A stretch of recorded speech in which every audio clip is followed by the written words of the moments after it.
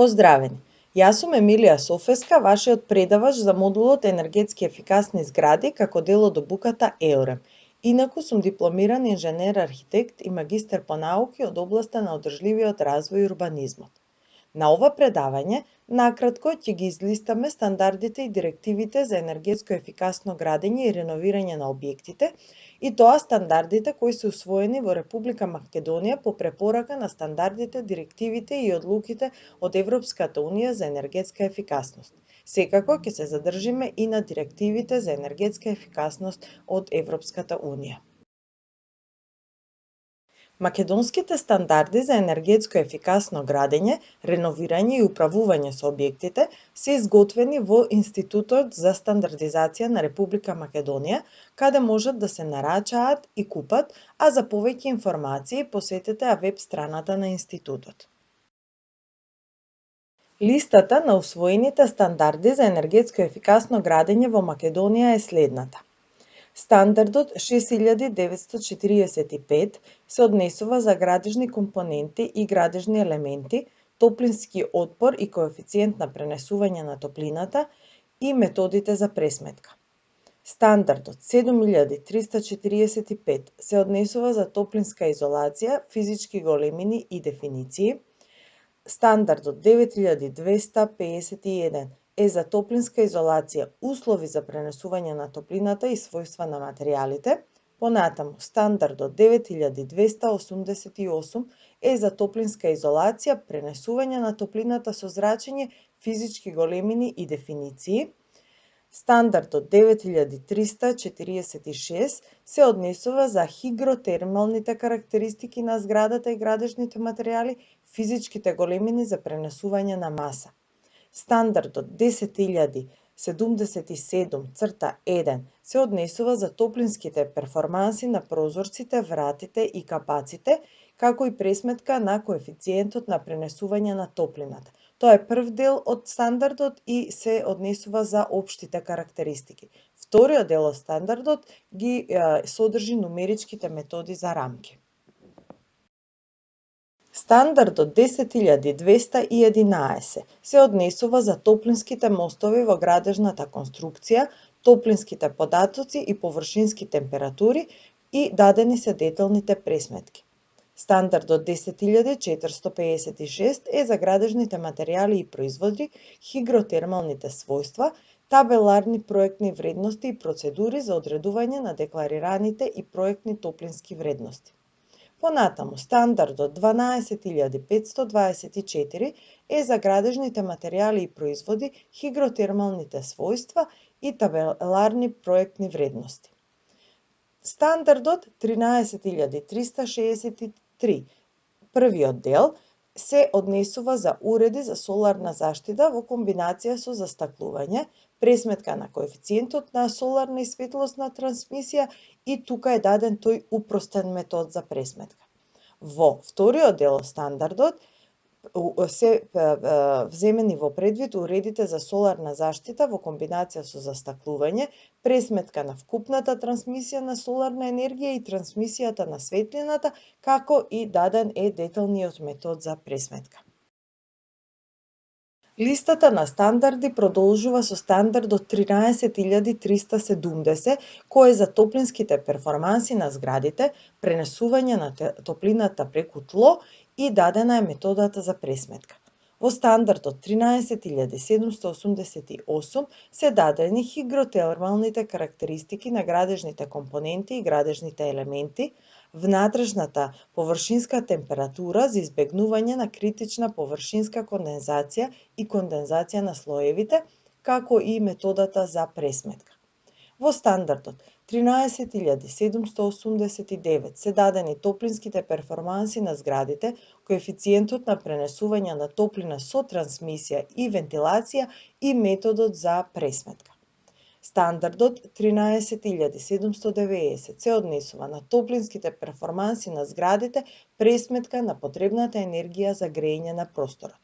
Стандардот 13947 се однесува за топлинските перформанси на висечките фасади и пресметка на коефициентот на пренесување на топлината. И на крај, стандардот 14683 е за топлинските мостови во градежните конструкции, коефициентот на линеарно пренесување на топлината и дадена е упростениот метод и вообичаените вредности за пресметка. За нас можеби најважен е стандардот кој што се однесува за управување со енергетските системи и тоа е регулирано со стандардот 50001 од 2011 година, кој што се однесува за системите за менаџмент на енергија и барања со упатство за користење. Спецификациите на барањата се за поставување, воведување, одржување и подобрување. За управување со енергетските системи и објекти повеќе можете да прочитате на страната на Институтот за стандардизација, која што се однесува посебно за овој стандард. Европската Унија озбилно се занимава со стандардизација на процесите и енергетската ефикасност во сите области на животот, како тенденција кон одржлива иднина. Дел од тие стандарди се и стандардите кои се однесуваат на енергетски ефикасното градење и управување со објектите. Во материјалите од германската литература, кои што се предвидени за предавањата од ЕУРЕМ, се дадени малку постари стандарди, закони, директиви и прописи, кои што се веќе во употреба и врз основа на кои се реализираат новите проекти и се реновираат проектите во Германија, односно во Европската Унија.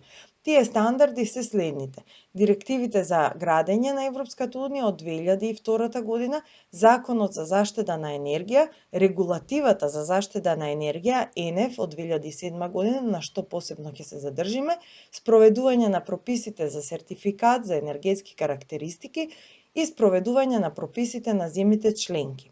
Понатаму се дадени и стандардите со кои што се врши пресметка на подобрување на топлинската енергија, топлинската заштита и заштита на енергијата во објектите и постапките за пресметка за нестамбени објекти во однос на осветлување и климатизација. Ние во третиот дел од ова предавање ќе зборуваме за најновите одредби од директивата на Европската Унија кои што се усвоени оваа година. Директивата на Европската Унија за градежни производи ги дефинира законските барања за јавни градежни работи и активности. Таа вклучува барања во областите механичка отпорност и стабилност, заштита од пожар, хигиена, здравје и заштита на животната средина, безбедност во употреба, отпорност на звук и заштита на енергија и термичка заштита. Оваа директива на Европската Унија се спроведува во Германија преку Законот за стандарди за изградба, што ја пренесува одговорноста за имплементација на поединечните земји. Федералните градежни прописи се однесуваат на листата за градежни прописи. Проектните вредности за термичка заштита се карактеристики кои ги опишуваат својствата на производите под нормални инсталациони услови, влага, температура и така натаму, и тие се зададени со стандардот DIN EN ISO 10456. Сега ќе зборуваме малку за регулативата за заштита на енергија ЕНЕФ. Најпрво да споредиме два случаи на потрошувачка на енергија во два различни типа на објекти. Првата е конвенционална куќа во близина на работното место. Бидејќи станува збор за куќа во град, главната потрошувачка на енергија се однесува на енергијата за загревање на куќата, која што изнесува 100 киловат-часови на метар квадратен годишно. Заради близината до работното место, собствениците не мора да го користат автомобилот за превоз, можат да се движат пешки или со велосипед. Вториот случај е пасивна куќа во село, каде што енергијата која што е потребна за загревање на куќата изнесува 15 киловат-часови на метар квадратен годишно, затоа што станува збор за пасивна куќа. Но бидејќи станува збор за куќа во село, која што е оддалечена од градот, собствениците мораат два пати во денот да поминуваат по 40 километри во автомобил за да стигнат до своето работно место.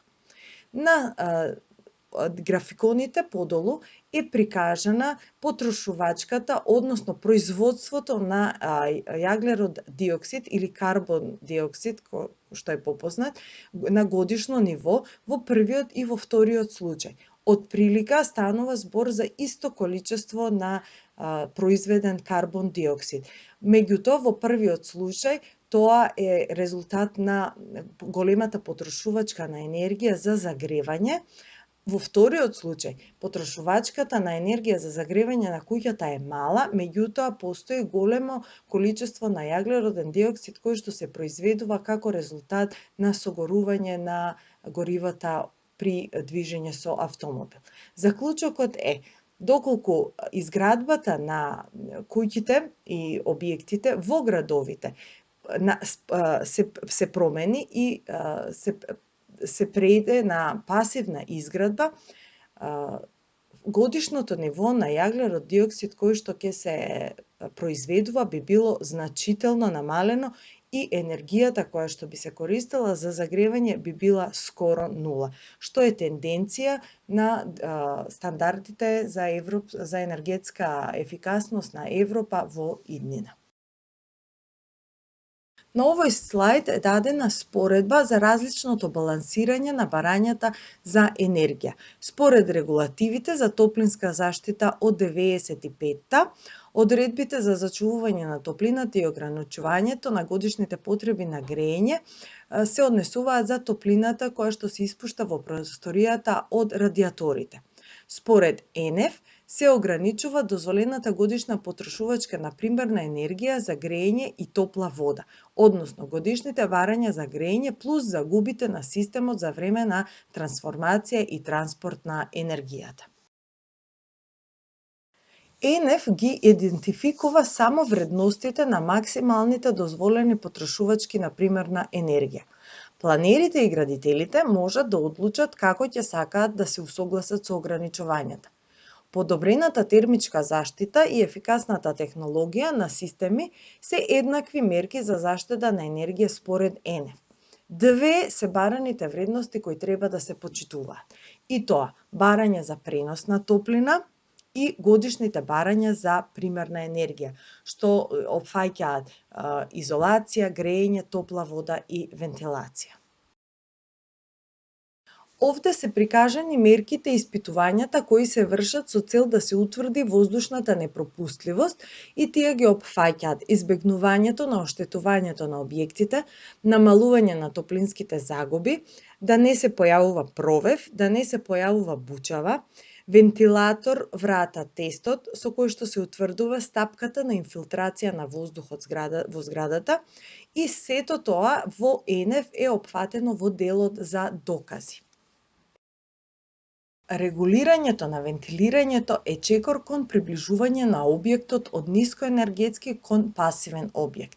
И тоа значи топлински повраток на 80 до 90% од употребата на електричната енергија за вентилација, гарантирана минимална размена на воздух, избегнување на високи нивоа на влага и мувла. Овие работи се повторно опфатени во делот од ЕНЕФ докази. Во ЕНЕФ пресметките опфатени се топлинските мостови, односно постојаните загуби во спојните површини и врски кај објектите. На табелата се дадени препораките и инструкциите кои се однесуваат за потребната топлинска изолација според ЕНЕФ, каде за соодветни конструктивни елементи е дадена увредноста на топлинската спроводливост, дебелината на изолацијата, но и трошоците за постигнување на енергетски ефикасна термичка заштита согласно со препораките. Овде пак се дадени вредностите на енергенците кои можат да се употребат како горива или како енергија за грејење со цел да се постигне енергетска ефикасност. Фосилните горива спаѓаат во оваа група заради нивното директно претворање во топлинска енергија со минимални загуби, за разлика од електричната енергија која представува високо квалитетен извор на енергија и нејзината употреба за грејење не се препорачува, бидејќи само ги зголемува енергетските трошоци и загуби. Регулативата за заштеда на енергија ЕНЕФ се однесува како за новите објекти, така и за старите објекти за кои е потребно реновирање. На овој графикон е прикажана тенденцијата кон која се води Европската Унија во воспоставување на барањата за енергетска ефикасност. А тоа значи, од постоечката состојба со енергетски потреби во стамбената изградба од 232 киловат-часови на метар квадратен годишно, во моментов, со ЕНЕФ регулацијата, веќе енергетските потреби се намалени за новата стамбена изградба на 83 киловат-часови на метар годишно, што е значително. Но, тука амбициите не запираат.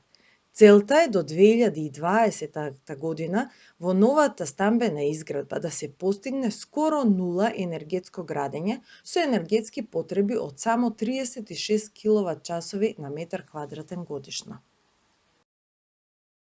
Сега да ги разгледаме ЕНЕФ барањата на еден пример од германската литература на административна зграда.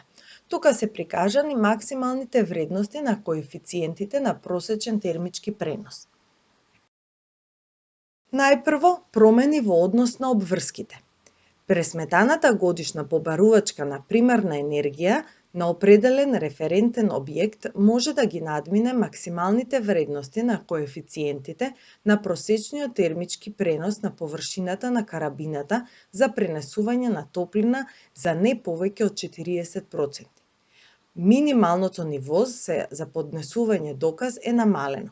Во иднина нема потреба да се достави доказ ако помалку од 10% од вкупната површина на компонентата е променета од претходните 20%. Понатаму, адаптирање во случај на обврски за промена или осовременување. Котлите на нафта или газ од пред 1978 година можеби повеќе и не се функционални. Обврската за изолација на таваните на последниот кат се заострува, па увредноста на недостапните тавани на последниот кат се намалува на 0,24 ват на метар квадратен Келвин. Како алтернатива, кровните површини може да бидат изолирани. Обврските осовременување не се применуваат доколку не постојат економични побарувања во потребните мерки. Затворање на системите за грејење со складирање на електрична енергија и изолација на досегашната неизолирана, достапна дистрибуција на топлинска енергија, како и на цевките и фитинзите за топла вода кои се наоѓаат во незагреани простории. Тука се дадени барањата кои биле потребни за проверка на системите за климатизација поврзани со енергијата за примерот. Првата проверка требало да се изврши во 9-та година по пуштањето или замена на главните компоненти, како што се топлоизменувачите, вентилаторите или ладилните машини. Системите, кои се со старост од 4 до 12 години, на 1 октомври 2007 година требало да бидат проверени во рок од 6 години. Системите кои се над 12 години требало да се проверат во рок од 4 години, а системите постари од 20 години требало да бидат проверени во рок од 2 години од 1 октомври 2007 година. И на овој графикон е покажано како последователно се намалуваат барањата за примерна енергија кај административните згради од 2007 година до 2012 година, постапно по 30% помалку киловат-часови на метар квадратен годишно. Имплементацијата на барањата од ЕНЕФ од 2012 година била предвидена за 2013 година. Меѓутоа, најважно е дека натамошното намалување на основните барања на енергија треба да биде за 30%. Во прилог на системите за климатизација, исто така треба да биде проверка и на системот за грејење. До декември 2020 година сите објекти треба да бидат објекти со најниска енергија. За тоа ќе зборуваме во третиот дел.